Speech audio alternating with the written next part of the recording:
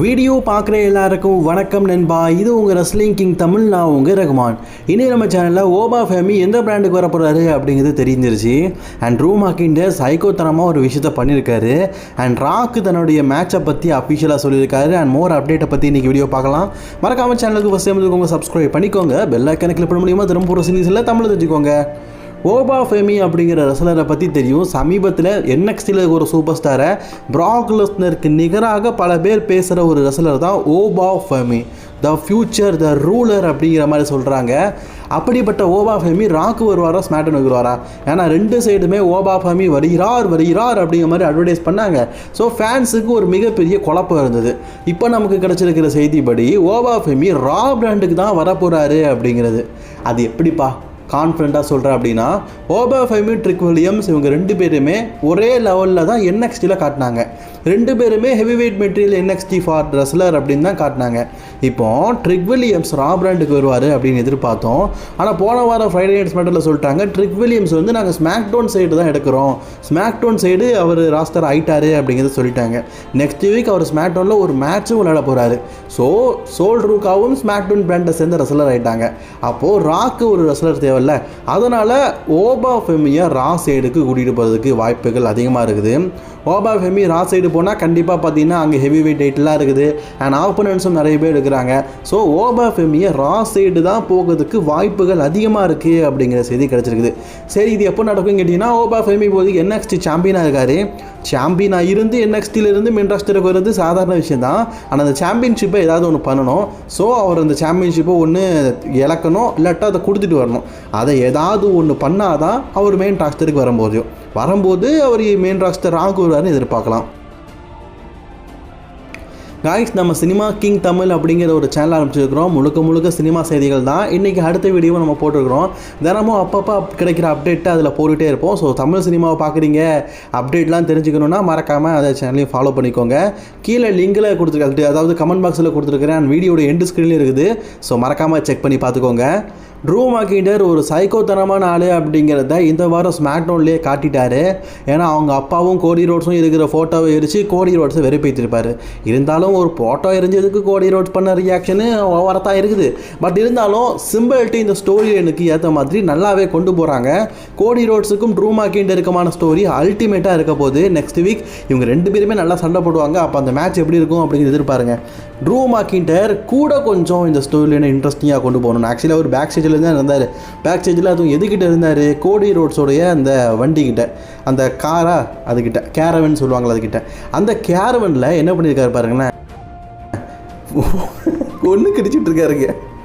Actually கோடி ரோட்ஸோடைய அந்த caravan இருக்குல்ல, எப்படி போட்டுருக்கு பாருங்களேன்.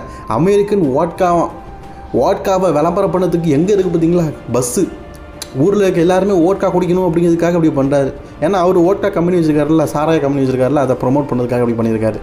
அதுக்கு மேலேயே நம்ம ட்ரூ மேக்கின்டர் பார்த்தீங்கன்னா, இது உன்னோடைய அமெரிக்கன் வண்டி தானே, உன்னோடைய பஸ்ஸு தானே, அதுக்கு மேலேயே நான் வந்து ஒன்று கிடைக்கும் பாருன்னு சொல்லிட்டு சிறுநீர் அபிஷேகம் பண்ணியிருக்காரு. இதை பார்த்த கோடி ரோட்ஸுக்கு எம்புட்டுக்கா வரும். கொஞ்சம் யோசிச்சு பாருங்களேன். ஜஸ்ட்டு ஸ்டோரிலுக்காக நம்ம தலைவன் அல்டிமேட் லெவலுக்கு போயிட்டார். எம்பட்டு நேரம் ஆத்திரமா, 80 நேரம் மூத்திரமான்னு தெரில, மொத்தத்தையும் பொழிஞ்சிட்டார். ஒரு ஸ்டோரி லைனுக்காக ட்ரூ மேக்கின்டர் பண்ணுற ஒவ்வொரு விஷயமும் நல்லா இருக்குது.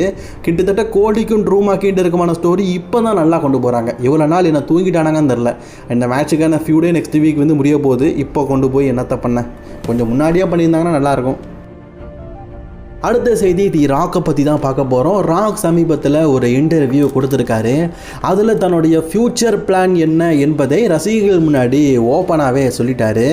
தி ராக் பற்றினா ரெசல்மனியாவை பற்றி கேட்கும்போது, வேகாஸில் ரெசல்மனியா நடக்குது, எனக்கு ரெசல்மனியாவுக்கு வரணும் அப்படிங்கிறது ஆசை தான். பட் ஆனால் நான் வந்து மூவி ஷெட்யூலில் பிஸியாக இருக்கிறேன், என்னால் ரெசல்மனியாவுக்கு வர இயலாது அப்படிங்கிறத சொல்லிட்டார். அதாவது இந்த வருஷம் நடக்க போகிற ரெசல்மனியாவுக்கு நடக்க போகிறது. ஆனால் நான் வந்து சவுதி அரேபியாவுக்கு நடக்க போகிற ரெசல்மனியாவுக்கு வரலாம் அப்படிங்கிற மாதிரி சொல்லியிருக்காரு. ஸோ சவுதி அரேபியாவில் நடக்க போகிற ரெசல்மனியாவுக்கு தி ராக் வரப்போகிறார்.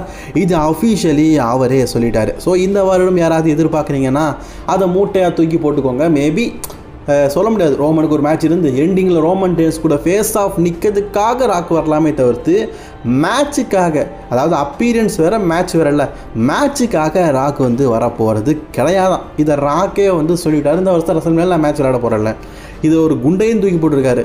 நான் சவுதி அரேபியாவில் விளையாடுற மேட்ச் நம்ம எல்லோரும் என்ன நினைப்போம், அது வந்து ரோமன் ரெயின்ஸ் விஸ் தி ராக்கா தான் இருக்குன்னு. ஆனால் அவர் என்ன சொல்கிறாருன்னா, என் ரோமன் கூட இதுக்கு முன்னாடி நாங்கள் ஒரு ஸ்டோரி லைன் கொண்டு போனோம், அதை ட்ராப் பண்ணிட்டோம், மீண்டும் அதில் கொண்டு போகிறதுல எனக்கு உடன்பாடு இல்லை அப்படின்னு. இவர் தான் உங்களுக்கு தெரியும் டபிள்யூவில் ஒரு மிகப்பெரிய பதவியில் இருக்கார், டிகேஓ குரூப்ஸோடைய லீடராக இருக்கிறாரு, அதாவது போர்டு மெம்பராக இருக்கிறாரு. ஸோ அப்படிங்கும்போது இவர் எடுக்கிற முடிவை கண்டிப்பாக டபிள்யூ ஏற்று தான் ஆகணும். ஸோ இவர் வந்து ரோமன் ரெயின்ஸ் கூட விளையாடுற மேட்ச்சு விருப்பம் இல்லை. ஏன்னா அதை ட்ராப் பண்ணிட்டோம், நாங்கள்லாம் ஒரே ஃபேமிலி அப்படிங்கிறத காட்டிட்டோம், மீண்டும் அதை ஒரு மேட்சாக கொண்டு போகணும் அப்படிங்கிற இன்ட்ரெஸ்டிங் இல்லையா. இதை கேட்டு கண்டிப்பாக ரோமன் ரசிகர்களும் ராக் ரசிகர்களும் பெரிய லெவலில் அப்செட் ஆகிருப்பீங்க. அன்றைக்கி மட்டும் கோடி ரோட்ஸ் குறுக்கால வராமல் இருந்திருந்தா ரோமன் ரெயின்ஸ் கிட்ட சாம்பியன்ஷிப்பும் போயிருக்காது, ரோமன் ரெயின்ஸ் சாம்பியனாகவும் இருந்திருப்பார், ராக் மேட்சும் அன்றைக்கி நடந்திருக்கும். அன்றைக்கி கோடி ரோட்ஸ் குறுக்கால வந்தால் எல்லாமே போயிடுச்சு. ஸோ ரோமன் ரெயின்ஸ் பார்த்திங்கன்னா இப்போ வந்து ராக்கு கூட விளையாட முடியாமல் ஆயிடுச்சு. அதுவும் ரசல்மேனியாவில் விளையாட முடியலன்னா மேபி அது வந்து ராக்குக்கு அந்த ரோமன் ரெயின்ஸ் மேட்ச் இல்லாட்டா வேறு யார் கூட இருக்க வாய்ப்பு இருக்குதுன்னு கேட்டிங்கன்னா மேபி அது கோடி ரோட்ஸ் கூட இருக்கலாம். ஏன்னா கோடி ரோட்ஸுக்கும் ராக்குக்கும் பெரிய பிரச்சனையை உருவாக்கி வச்சுருக்காங்க. எனக்கு தெரிஞ்சு அதை தான் நடத்துவாங்க போலது. ஏன்னா ரோமனுக்கும் ராக்குக்கும் டபிள்யூவில் ஒரு ஸ்டோரி லைன் இல்லை, கோடி ரோட்ஸுக்கும் ராக்குக்கும் பெரிய ஸ்டோரி லைனே இருக்குது. ரசல்மேனியாவில் டே 1 பார்த்தீங்கன்னா ராக்கு கோடி ரோட்ஸை பீட் பண்ணி தான் வின் பண்ணார். அதையும் தாண்டிலும் சோலு வேணும்னு சொல்லிட்டு ராக்கை பெல்ட்டால் அடித்தது, அதுக்கப்புறமா ஜான்சனோடைய ஹில் டர்ன் தரம், இப்படி நிறைய விஷயம் கோடி ரோட்ஸுக்கும் ராக்குக்கும் சிங்க் ஆகுது. ஸோ ராக்குக்கும் கோடி ரோட்ஸுக்கும் மேட்ச் வைக்கிறதுக்கான பாசிபிலிட்டி ரொம்ப அதிகமாக இருக்குது. சரி, அப்படியும் இல்லைன்னா ஒருத்தர் இருக்கிறாரு, ஆக்சுவலி ராக் இதில் ஒரு இன்னொரு விஷயத்தையும் சொல்லியிருக்காரு, நான் ஒரு வேளை சவுதி அரேபியாவில் மேட்ச் விளாட்றேன்னா அது என்னுடைய ரிட்டையர்மெண்ட் மேட்ச் அப்படிங்கிற மாதிரி சொல்லியிருக்காரு. அதாவது அதான் என்னுடைய ஃபைனல் மேட்ச் அப்படின்னு. அப்போ அது கெரியர் வெர்சஸ் ஸ்ட்ரீக் அப்படின்னு சொல்லி நடக்கலாம்.